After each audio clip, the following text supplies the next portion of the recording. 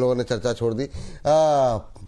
Suzlon energy में नए लोग भी जुड़े होंगे आज, तो मैं चाहूंगा कि इस पर फ्रेश व्यू आपका करंट लेवल पे क्या कर सकते हैं, जिनके पास है 60, 65, 55, 80 हर लेवल पे लोगों की एंट्री है, क्या करना चाहिए उन लोगों को जो लोग ऊपर फंस गए हैं? सर देखिए, सुज़लॉन में अब समस्या ये है सर। चलिए मैं आपको लेवल ही बता देता हूँ, फिर इतना लंबा ज्ञान इतनी बार दे चुका हूँ, उसके बाद भी नहीं अगर आपको समझ में आ रहा तो फिर भगवान ही के आप राम भरोसे बैठे हैं। पहले 52 नहीं टूटना चाहिए था, जब 52 टूटा था तो फिर टारगेट खुला था 46 का, फिर 46 नहीं टूटना चाहिए था। सेलिंग प्रेशर में 46 भी टूटा है, 37.90 अगला वीकली पे स्विंग लो है, ये आपका टारगेट खुल जाएगा। 1 से 2 हफ्ते आपको समय देना था, 2 हफ्ते पूरे हो चुके हैं, तीसरा हफ्ता है।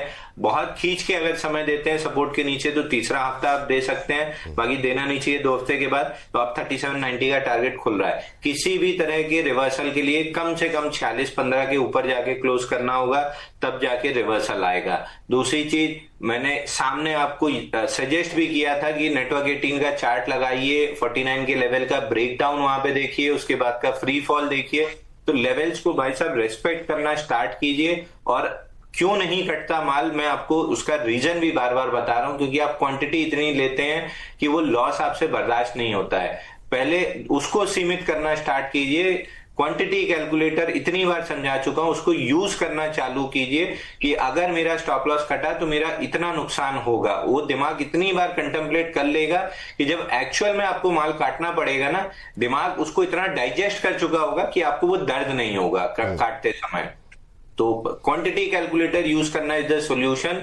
सुज़लॉन पे बार बार सवाल पूछना कोई सॉल्यूशन नहीं है, क्वांटिटी कैलकुलेटर यूज करना सॉल्यूशन है, ताकि आप सही क्वांटिटी लें, और सही लेंगे तो निकलना आपके लिए आसान होगा, प्रॉफिट में भी लॉस में भी। चलिए ठीक। इस बीच हमारी वैरागी अमर जी हैं, एक दर्शक कह रहे हैं कि अच्छा अब समझ में आया, अंशुल सर का पहला प्यार टाटा स्टील है, इसलिए स्टील जैसे हो गए हैं, इमोशनलेस। रेलवे और डिफेंस को डुबाने में फुल योगदान दे रहे हैं, क्योंकि उसमें स्टील का योगदान होता है। नहीं सर, इमोशनलेस तो 2 चीज से हुए थे। उनका कहना यह है कि डिफेंस और रेलवे को इसलिए डुबाने में स्टील ज्यादा लगता है उसमें। वही चीज बता रहा हूँ सर, इमोशनलेस हुए थे आईआरबी के बाद।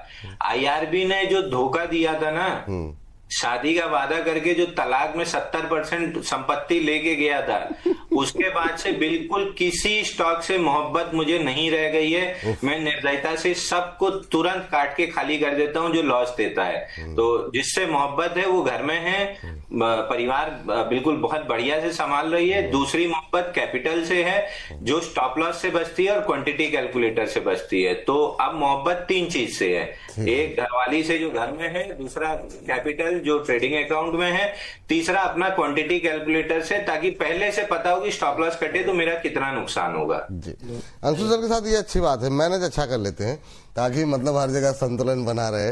लास्ट में आखिरी बाल पे मतलब बाकी सब कुछ करेंगे, लास्ट में जाकर के सब बैलेंस कर लेते हैं, ये अच्छी बात है। चलिए ठीक है, आगे बढ़ते हैं सर। वो सुज़लॉन पे अमित सर आपकी और माला मैम की भी टिप्पणी इसलिए चाहेंगे क्योंकि मतलब काफी लोगों के सवाल थे, तो ठीक है एक व्यू और आ जाए। अमित सर आपका व्यू क्या है इस पर?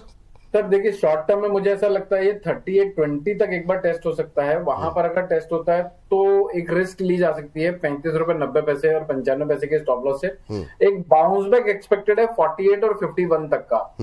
लेकिन ओवरऑल लॉन्ग टर्म का टारगेट मैं पहले भी कह चुका हूं, मुझे 33-34 रुपए दिखता है। कब आएगा, कैसे आएगा, क्यों आएगा, वो तो न्यूज बताएगी बाद में। लेकिन ओवरऑल लॉन्ग टर्म सेटअप 57 रुपए 80 पैसे कटने के बाद ही बनेगा। इनफैक्ट जब ये 58 के आसपास था तभी मैं कहता था 61-80 के ऊपर निकल जाए तब तेजी ट्रिगर होगी। अब वो आंकड़ा 57-70 का हो चुका है। तो बाउंस बैक